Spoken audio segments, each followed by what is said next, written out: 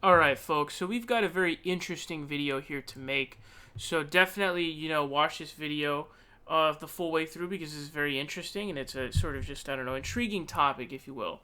So, as you guys know, I've made like a couple videos, like 2, 3, 4, maybe 5 videos documenting any back and forths that occurred with different progressive, channels, whether it be Mike Figueredo or whoever, when they get into arguments with someone like a Nico House or whatever Tulsi superfan they get involved with in a back and forth.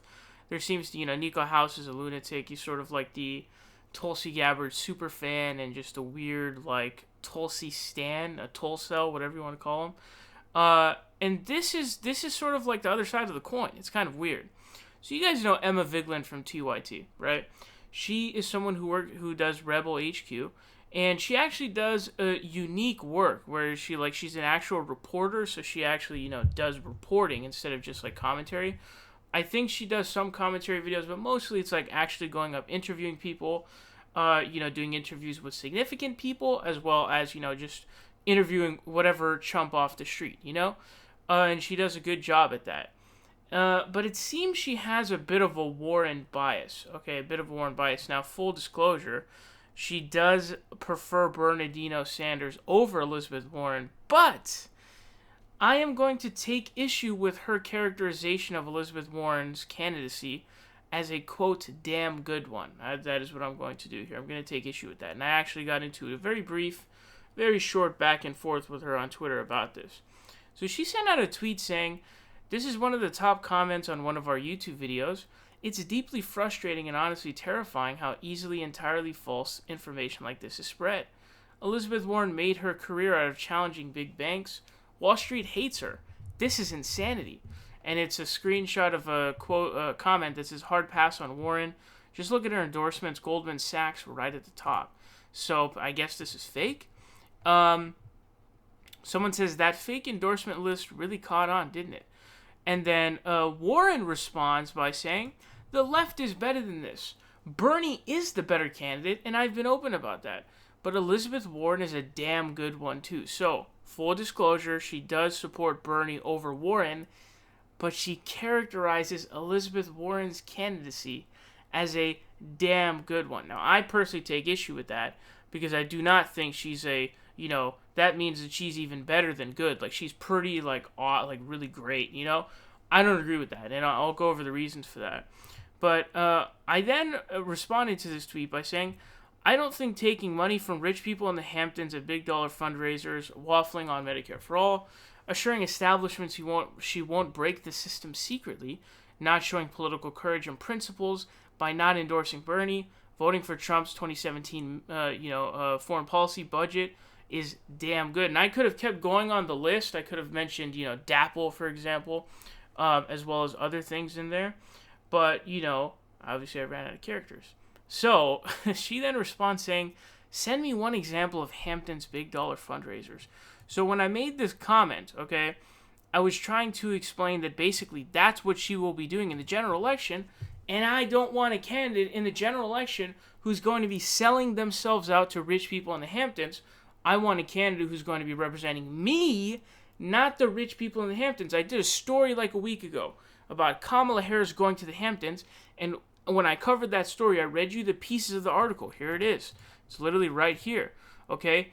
She went to the Hamptons. She raised $1 million from a bunch of rich people. Cory Booker was there. Joe Biden, I believe, was there. I think Trump had done some fundraising there like a month ago. Pretty much all of the Democratic candidates went there, except Bernardino and Elizabeth Warren. But the problem is, and she said this on the Young Turks, by the way, folks. She said this on TYT, okay? This is a piece where it just shows what she said. It says, she clarified to Uyghur that her proposal to reject big money is, quote, "for primaries. Look, I do not believe in unilateral disarmament. We need to win. We need to win in 2020. When we hit 2020 and we're in a race against Donald Trump, we play by the same rules. And in that one, I say we got to be all in because we have to beat the Republicans." So, unilateral disarmament just basically means like, oh, we're not going to play by a different set of rules. We're not going to limit ourselves to just taking grassroots small dollar donations from regular everyday people. So, and you could tell she was really trying to dodge it too. Warren was. She was really trying to dodge outright saying it. She kept doing like weird curves around to getting to her point because she's slimy like that. She's like, oh, well, I don't believe in unilateral disarmament. She didn't outright say, I'm going to be doing these. She's like, no, we're going to raise against Donald Trump. We're going to do this, blah, blah, blah, blah. And so Emma never answered. She never said anything. By the way, not only did Warren say this on TYT, she said this on MSNBC with Chris Hayes as well. So dude, that's 3 strikes, you're out. That's 3 strikes, you're out. Seriously, dude. And guys, Hillary Clinton went to the Hamptons, got a ton of cash, a donation bonanza, in the summer leading up to the general. Obama, there are some of the bundlers for like Obama who are supporting Pete Buttigieg, and it's just horrible. You know what I'm saying? Like, Rap Rock Obama is a really big sellout, dude. And so Warren is going to follow in those footsteps. Is this what you want in the general election? Is this what you want right here, dude? You're talking about a candidate going there. It says Harris's event on Sunday night went head-to-head with one and musician John Bon Jovi's house for Cory Booker. Pete Buttigieg will be in the Hamptons over Labor Day weekend. Joe Biden, who will be in the Hamptons next weekend, has already hit up Cape. Like, is this what you want, dude? Is this what you want? You seriously want your candidate to be, and it says here, Warren and Sanders weren't around. And it says, at least for the primary, because she's going to start doing this. Like, come on, bro. And she's doing these stupid things. She says, I believe in capitalism. And she starts walking away from Medicare for all, etc., etc. Is that what you want?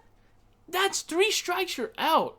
That's 3 strikes, you're out. To me, it is unacceptable to have a candidate who takes any money from big dollar fundraisers. Absolutely 3 strikes, you're out. Unacceptable. I will not take it whatsoever. Okay, not acceptable.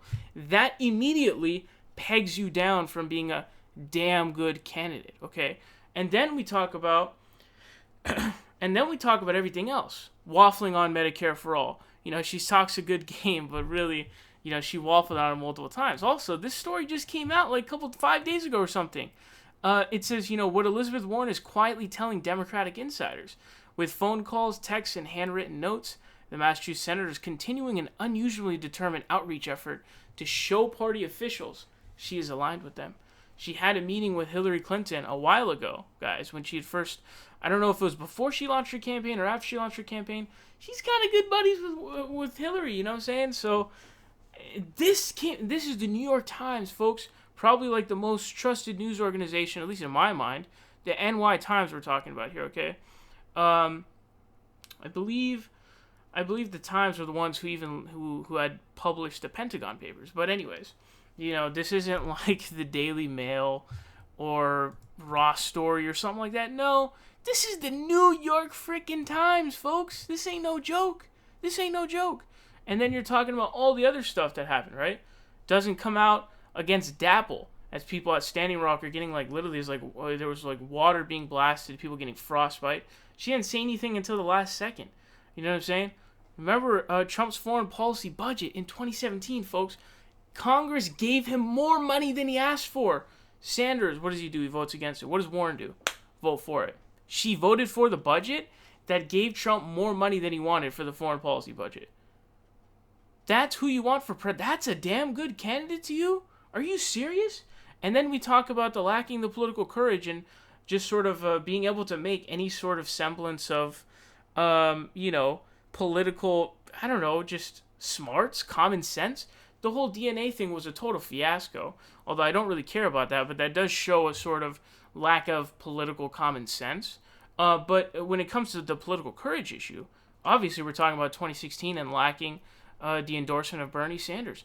If you went through that 2016 election cycle, right from the jump, you were like, wow, I can't wait for Elizabeth Warren to endorse Bernie Sanders because she's like the second most progressive. Or some people even at the time thought she was more progressive than Bernie. Never happened. She never came. If you were paying attention to the election at the time, you'll recall the video of Elizabeth Warren talking about how Hillary Clinton voted for that credit bill that she killed, that she ended as First Lady. You'll recall that, okay? So she's not somebody who's a damn good candidate, guys. She is going to be with the establishment. Maybe she'll throw a bone here and there. Maybe she'll throw a bone here and there. But I don't know why Emma Vigeland is such a bias for Elizabeth Warren, dude. Warren is nothing special. She's nothing special. And so the point of this is, not only is she not as good as Bernie, she's not even close. It's not even close. Now, is she better than all the other candidates? Yeah. But how hard is that? That's the easiest thing in the world. Seriously, dude. Like, that's what you want me to compliment you on? That just being the best candidate out of the rest of the candidates does not make you a damn good candidate by default. Like, that's not how it works. She's simply not a very good candidate. She's an candidate, but again, just remember, those Hamptons fundraisers, she's going to be doing those in the general election. How does that make you feel? How does that make you feel? To know she's going to sell herself out to rich people as soon as the general hits. You think she's going to represent you? No, of course not. Of course not. She's already waffled on Medicare for all, etc., etc. She's simply not the best candidate. Why it is Emma Vigeland has a bias towards Warren, I have no idea. What I will tell you is, this is not something new. She's had a deep history of this ever since 2017. I vividly remember her sending out tweets defending Warren from then. I literally remember her sending out a tweet saying that Warren is still the second most progressive in the Senate, and she was defending her to the T, tooth and nail, defending her because, after the 2016 election, people were pissed. Bernie supporters, progressives, were mad. They were angry for the correct reason. The more progressive candidate did not get an endorsement from Elizabeth Warren. So what's going on? Why did you do that? What is wrong with you? That's what people are saying. And so she's like the Elizabeth Warren soup. Now, is she as delusional as someone like Nico House? No, of course not. I mean, because again, you have to recall that she does at least believe that Bernie is the better candidate, which is good. That's good. I'm glad. So she's not as insane as Nico House, but I just don't understand this weird tethering she has to Elizabeth Warren. It makes zero sense. I don't get it at all. I don't know if she has some outside connection, if she has some sort of family connection or family friend, or I don't know, dude. Whenever you see something like this, you just have to suspect there's some sort of motive or something, because this is not natural. It doesn't make sense. If there's so many critiques to make of Warren, yet you shun all of them, why is that? Why are you shunning all of them? What is the reasoning for that? So anyways, let me know your thoughts on this down below. Very curious to hear them. Do you think Elizabeth Warren is too biased in favor of Elizabeth Warren? Of course she is.